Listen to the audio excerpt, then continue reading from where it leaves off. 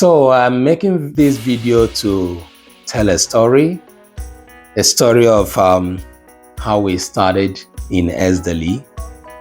And I'm making this video today because as we are approaching the 10th year of operation in S-DELI, I think it is important for us to retell our story, how we started and the things we have been doing until now. My name is Dr. Ima Sonye. When we started in 2014, S-DELI started as a non-profit organization officially in 2014.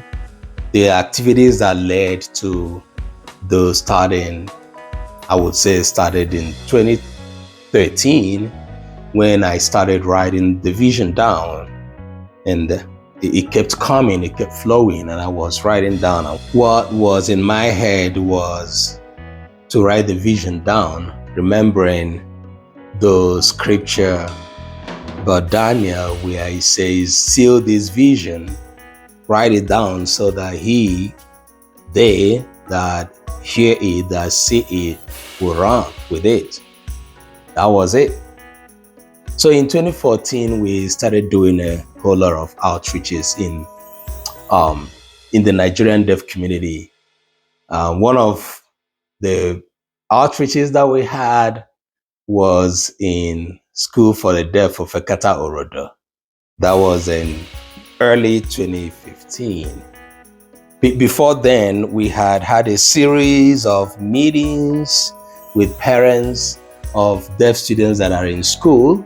And it was, for them, something that hadn't happened before. We were speaking with the parents and sort of sensitizing them about the new sheriff in town, being S-DELI, the work we were to do, that we needed to have their cooperation. I remember that lots of parents gathered from different parts of Nigeria. We had this meeting in Owerri, but can you imagine that parents, there was a parent that came from Delta State, Abo.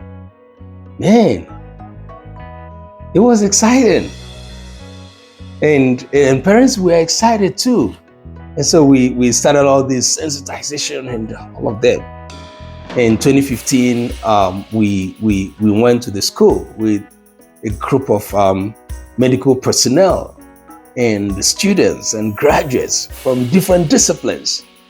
So that formed our first research outreach, because in addition to the sensitization program that we kicked off that time, we had an information about the bad health condition, vis-a-vis bad environment condition of the schools that we had visited in Imo State then, especially the School for the Deaf of Ekata Orodo. It was a deplorable sight.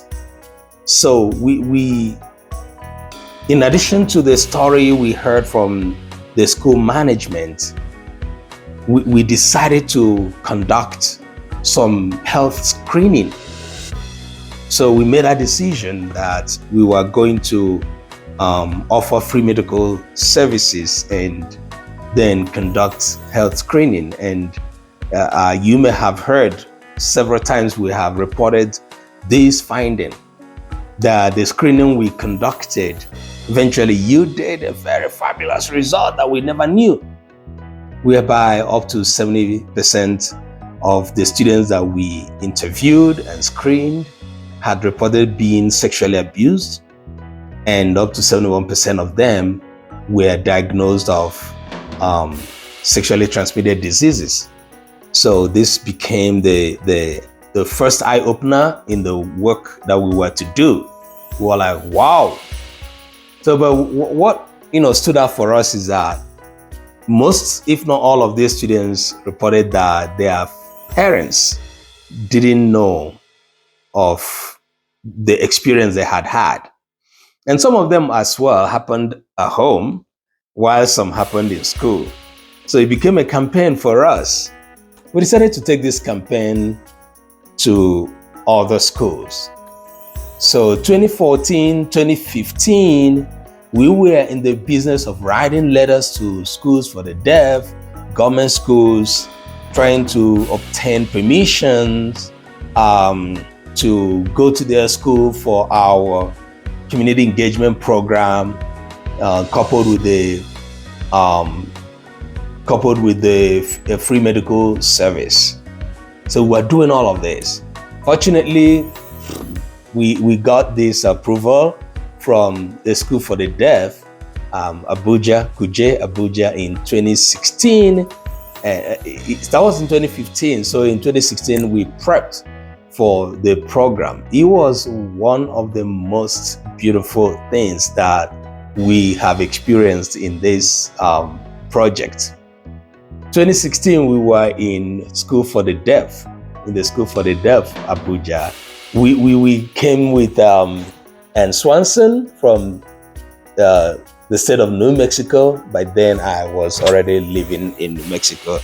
And Ann Swanson is a mother of a deaf person, a deaf adult. And she also taught in the School for the Deaf in the state of New Mexico. So she was a very happy volunteer when she heard about our work. She said, I'm going to Nigeria. Nigeria, here I come. So everything was well, the funding was there. We flew with Ann Swanson, and here we were in Abuja.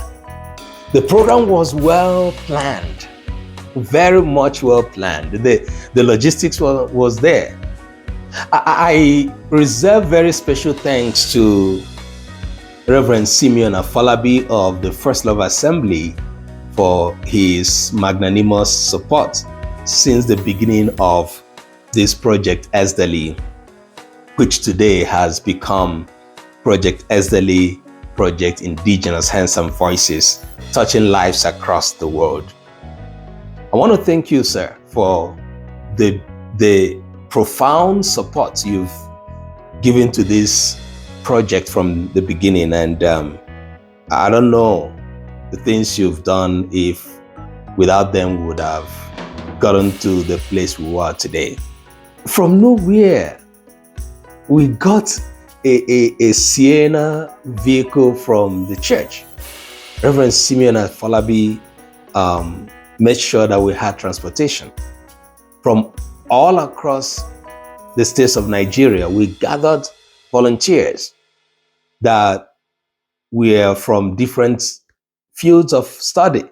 We had medical professionals, we had sign language interpreters, we had students, linguists, we had pastors, and we gathered together in Abuja and we worked for 9 days providing free medical services. In Abuja, we screened the students for two things. We screened for sexually transmitted diseases, and we also screened for eye problems. So about 13 of us gathered from all across Nigeria, the United States, and Ghana. Mary Edward has been a very wonderful person, very wonderful instrument in this movement. And I can't thank Mary Edward enough. Dr. Mary, you have been so fabulous. You've been a blessing. I met Dr. Edward as a student. She was a master's student in the university in Norway, and we met in Cote d'Ivoire at a conference. And it wasn't one of the best conferences that we had attended. But eventually, meeting Mary Edward was one of the most beautiful things that has happened to this intervention. Not too long after we had met, we had to go to Abuja, and Mary Edward said, I am in.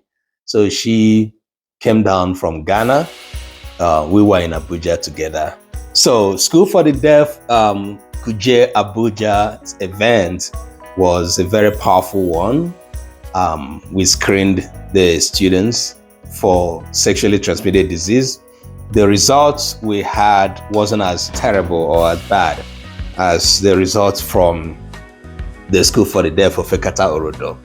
But eventually the eye problem rate was just about the same as we found out in the School for the Deaf of Ekata Orodo.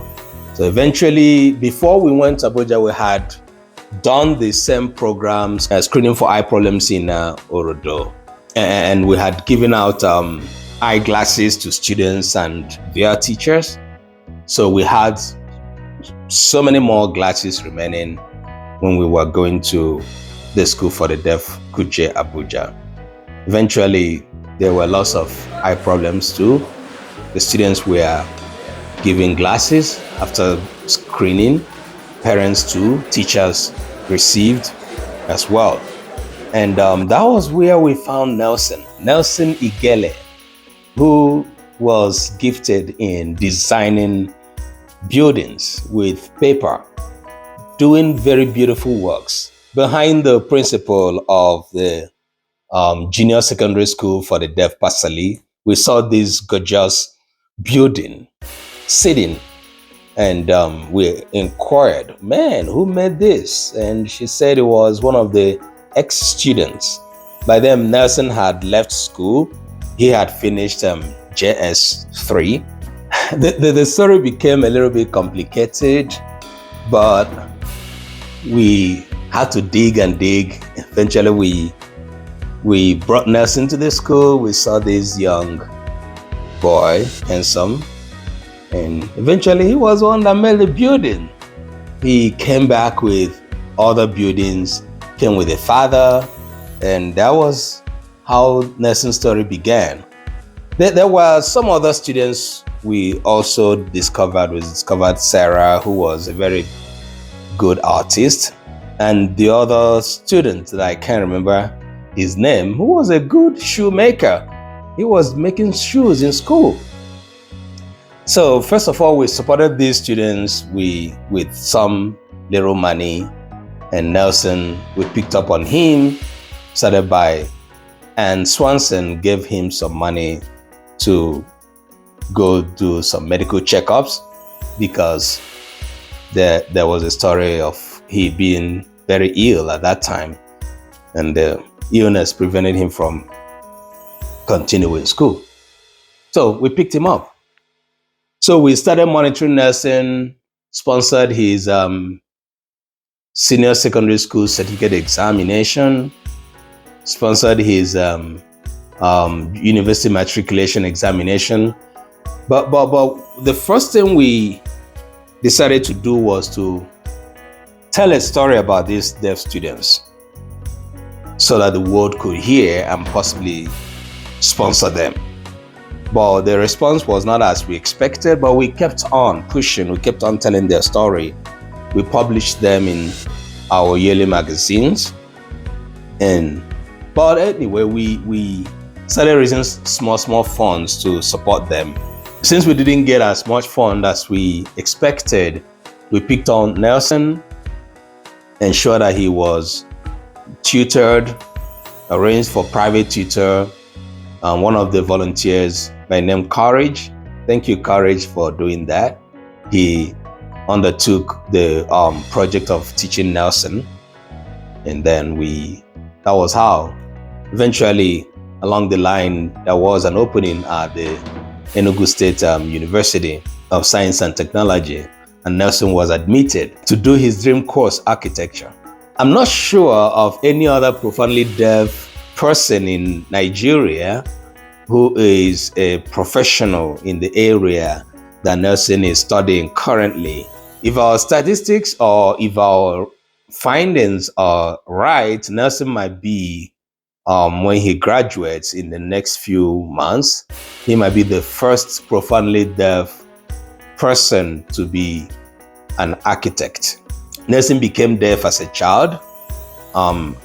In some of our articles, I know you know that we've written a whole lot about deaf people, how deafness occurs and all that. Nelson is one of those we consider the vulnerable amongst the vulnerable. Okay, so but today I can tell you it's doing well. So this is about 10 years now. S-DELI getting to 10 years of operation, and we are still kicking, evolving. A whole lot has happened, and we have learned a whole lot. So today we are looking at celebrating the 10th year of S-DELI's operation with a one-week conference that will happen during the week of the International Week of the Deaf and International Day of Sign Languages. We are happy to identify with the deaf community in Africa and in the whole world. But much more importantly, we're happy to be leading the study of indigenous sign languages in Africa, not just in Nigeria. So today, looking back at how we started, it is true that we didn't start studying the indigenous sign languages the year we started, okay?